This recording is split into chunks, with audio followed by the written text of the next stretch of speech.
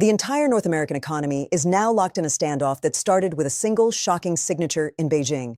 What happened on January 16, 2026, wasn't just a diplomatic meeting. It was a fault line cracking open beneath 75 years of established trade. And the tremors racing from Ottawa to Washington to factory floors and farmlands are about to reshape everything. But here's the critical twist that makes this moment so explosive. For generations, one rule was absolute in North American commerce. The United States set the direction, and Canada followed closely in its wake. This wasn't about weakness. It was about a connection so deep it seemed unbreakable. Think about it. Supply chains that weave back and forth across the world's longest undefended border up to a dozen times to build a single car. An exchange of goods and services worth well over $1 trillion every single year. That's more than just policy. It's a single, fused economic organism. And last Friday, Canadian Prime Minister Mark Carney took a step that began the process of surgically separating it. The scene in Beijing carried the weight of an 8-year diplomatic freeze. Hopes were low for anything beyond handshakes and prepared statements. What emerged was a full-scale trade pact that strategically pivots Canada's economic future. Now, you might be thinking about wheat, but the true agricultural heart of this deal involves a different critical crop, one that reveals the desperate pressure Canada was under. Canadian producers ship millions of tons of grain and oilseed south every year. It's a flow so constant and reliable that American consumers rarely ponder its origin. But last year, a key overseas market slammed its doors shut, imposing tariffs that made Canadian exports virtually impossible. Thousands of farmers and entire rural communities were suddenly cut off from their second-largest buyer. So, where was their primary partner, the United States, in this crisis? Washington was busy. New tariffs on steel, on aluminum, and public musings about tearing up the continent's core trade agreement. When Canada's leaders sought support or relief, the response was dismissive at best. Faced with a volatile main partner and a shuttered secondary market, Carney did what any pragmatic leader would. He searched for a third option, and he found it in China. Let's break down the agreement, because the specific numbers tell the real story. Canada agrees to dramatically reduce import taxes on Chinese electric vehicles. In return, China commits to slashing its punitive tariffs on a major Canadian agricultural export. Overnight, a market that was completely closed becomes not just open but preferential. Billions in trade, suddenly viable again. But the electric vehicle clause is the geopolitical landmine. The deal allows tens of thousands of Chinese EVs to enter the Canadian market at a friendly rate. This happens at the precise moment the United States has imposed a 100% tariff to keep those exact vehicles out. The initial U.S. reaction was oddly muted, almost supportive. But that calm evaporated quickly. Cabinet officials warned Canada would come to regret its choice. The message was clear. This was seen as a direct challenge. This matters far beyond cars and crops. The framework governing all North American trade is up for a mandatory review in just 6 months. And the dominant voice in that conversation has already called the agreement irrelevant. This uncertainty alone is poison for business. Companies are freezing plans, hoarding inventory, and delaying investments because they cannot guess what rules will govern commerce next year. Now, inject Canada's new China deal into this already volatile mix. The auto industry is a perfect example of the vulnerability.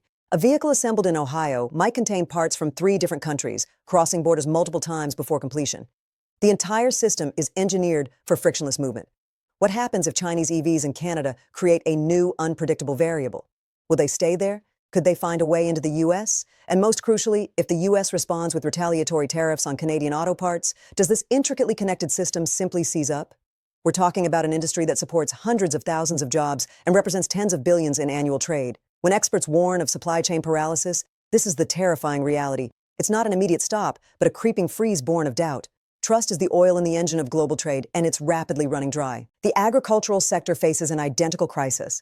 Vast networks of grain elevators, rail lines, and processing plants were built on the bedrock assumption of open borders. They are physical infrastructure representing billions in investment. What becomes of them if the economic logic that justified their construction suddenly vanishes? They turn into stranded assets, monuments to a broken partnership. Here's what Washington's political class consistently fails to grasp. Carney didn't seek this deal out of ideology or desire to pivot east. He was pushed into it. When your nation sends the overwhelming majority of its exports to one market, and that market becomes openly hostile and unpredictable, you have no choice but to diversify. It's a simple matter of economic survival for farming towns and manufacturing hubs. Beijing, watching the U.S. alienate one ally after another, simply offered a lifeline. This is the core of China's long-term strategy, to fragment American alliances and present the world with a stark choice between spheres of influence. The current U.S. approach of tariffs and threats is handing them that victory. A leading foreign policy analyst called Canada's move a historic realignment. It's more than that. It's a flashing red warning sign to every American ally. The old guarantees of security and stable partnership are evaporating, and the chain reaction is already spreading. Other major economies are actively forging their own new trade pacts, diversifying away from reliance on the United States. Mexico, now America's top trading partner, is watching and calculating its own next moves. Once these new supply routes are established, once farmers and manufacturers reorient their businesses, they don't simply revert. New infrastructure gets built. New loyalties form. So, what comes next? The clock is ticking down to the mid-year trade agreement review. In the world of international negotiations, 6 months is a blink of an eye. The range of outcomes is vast. There could be a quiet extension, a tense period of rolling temporary agreements, or a complete collapse that triggers the return of widespread tariffs. The latter would deliver a shock to the integrated North American economy not seen in generations. The tragic irony is that this aggressive stance, billed as a way to strengthen America, is methodically dismantling the very system of alliances that underpinned its global economic leadership for decades. That system was built on predictability and mutual benefit. You cannot rebuild an economic order on a foundation of shattered trust. What does supply chain paralysis actually mean for people? It's not just boardroom anxiety. It's the price of bread ticking upward because the cost of flour jumped. It's a car repair delayed for weeks because a crucial part is stuck in customs limbo. It's a local plant postponing its expansion, costing your town jobs. It's a farmer plowing a harvest under because there's no buyer. This is the human cost of 1,000 small interconnected disruptions. Carney's decision, controversial as it may be, is a rational response to an irrational situation.